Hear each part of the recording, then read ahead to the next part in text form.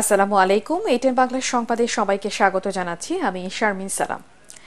সাবেক মন্ত্রী ও আওয়ামী লীগের সভাপতি মণ্ডলীর সদস্য শাহজাহান খানকে 7 দিনের রিমান্ডে নিয়েছে পুলিশ।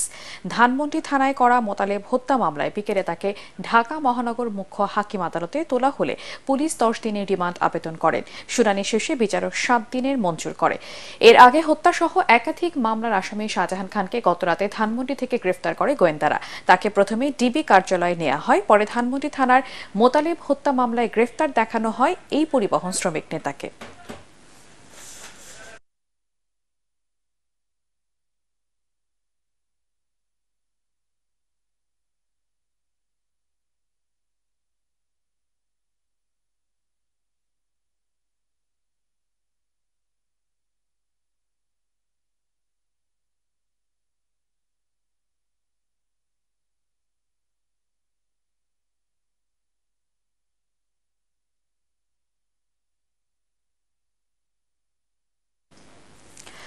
এই মুহূর্তে ঢাকা সিএমএম কোর্টে আছেন সহকর্মী মাজহারুল হক মুহাজির। বিস্তারিত জানতে সরাসরি চলে যাচ্ছি তার কাছে।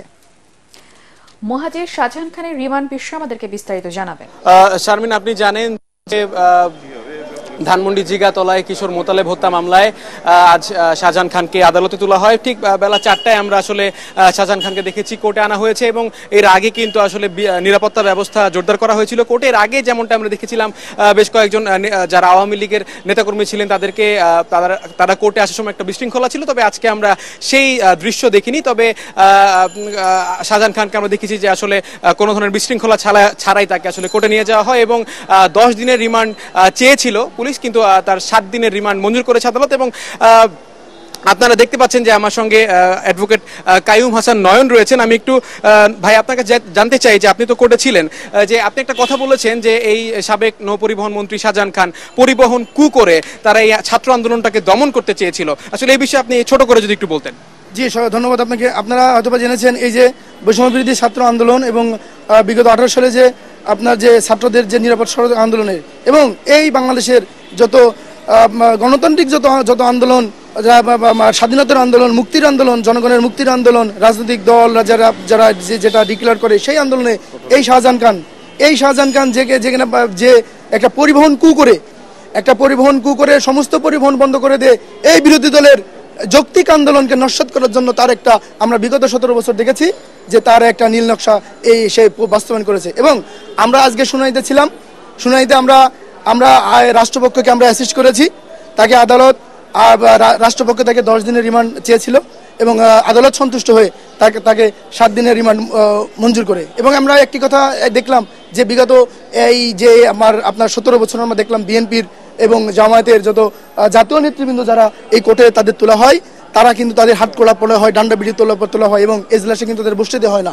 কিন্তু শাহজাহান খানকে দেখলাম সে কেমন জামাই আদর করে মনে করেন যে আপনার হাত কড়া ছাড়া এবং তার জন্য আদালতে চেয়ারের ব্যবস্থা হলো আমাদের সাধারণ আইনজীবীর বিক্ষোভের মুখে তাকে আপনারা একটা আসলে বিক্ষোভ করেছেন এবং আপনারা তৎক্ষণাৎ একটা প্রতিক্রিয়া কিন্তু জানিয়েছিলেন। যেমনটা বলছিলেন যে আদালতে আসলে যখন শাহজাহানকে তোলা হয় তখন চেয়ার আনতে বলা হয়েছিল, কিন্তু তৎক্ষণাৎ রাষ্ট্রপক্ষের আইনজীবী যারা রয়েছেন তারা একটি বিক্ষোভ করে যে এখানে আপাতত এর আগে বিএনপি জামাতের যারা নেতাকর্মীরা রয়েছেন তাদেরকে যেহেতু বসতে দেওয়া হয়নি, তারা একটা প্রতিবাদ গড়ে তোলেন এবং তখন আর তাকে সেই চেয়ারটা দেওয়া হয়নি। যে শারমিন, এই ছিল এখন পর্যন্ত আমার কাছে সিএমএম কোর্ট থেকে শাহজাহান খানের রিমান্ড নিয়ে সবশেষ পরিস্থিতি। মুহাজির, আপনাকে ধন্যবাদ। দেশের গার্মেন্টস শিল্পকে গ্রাস করতে পার্শ্ববর্তী দেশ ভারত নানা ধরনের ষড়যন্ত্র করছে বলে অভিযোগ করেছেন জাতীয় শ্রমিক ঐক্যের সভাপতি ফয়েজ হোসেন। ষড়যন্ত্র প্রতিরোধে সর্বাত্মক ঐক্য গড়ে তোলার আহ্বান জানান তিনি। সকালে ঢাকা রিপোর্টার্স ইউনিটিতে গার্মেন্টস শিল্পে উদ্ভূত পরিস্থিতি নিয়ে সংবাদ সম্মেলনে এই শ্রমিক নেতা বলেন, যারা গার্মেন্টস বন্ধ করার পায়তারা করছে তারা কেউ শ্রমিক নয়। তিনি আরো বলেন, ছাত্র জনতার আন্দোলনে স্বৈরাচারের পতন ঘটলেও মানুষের চিন্তার অবস্থান এখনো বদলায়নি। সংবাদ সম্মেলনে শ্রমিক ন্যায্য মজুরি ও দ্রুত বকেয়া বেতন পরিশোধের দাবিও জানান তারা।